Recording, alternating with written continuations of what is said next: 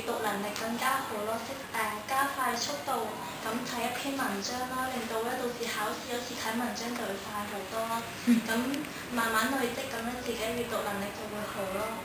之後咧做一個啟胃練習，可以真係增加咗除咗課堂入邊嘅知識，仲可以增加咗喺體育入嗰啲語文運用之類嗰啲聆聽練習嗰啲咁。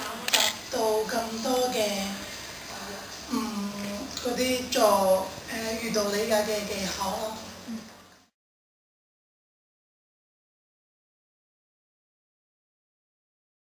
地區咧時事咧，佢有時會出一啲咧時事題目啊嘛，俾我哋思考啊嘛，又講咗人哋咧對呢件事嘅意見，真係可以俾我哋反思咯。究竟呢件事係啱唔啱啦？對於我哋人文堂咧嗰啲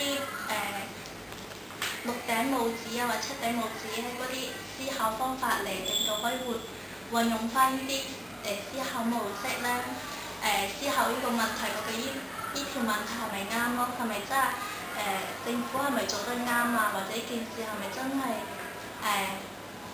對我哋人民好啊咁之類咯？所以咧對我哋都係好㗎。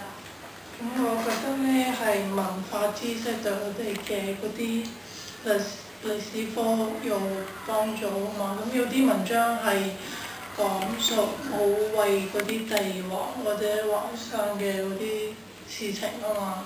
咁書本上面都會教嗰啲知識，咁對有啲係基本上嘅認識咯，上面會有啲基本上嘅認識，咁學嘅時候咧就會更加深刻啲咯嗰啲。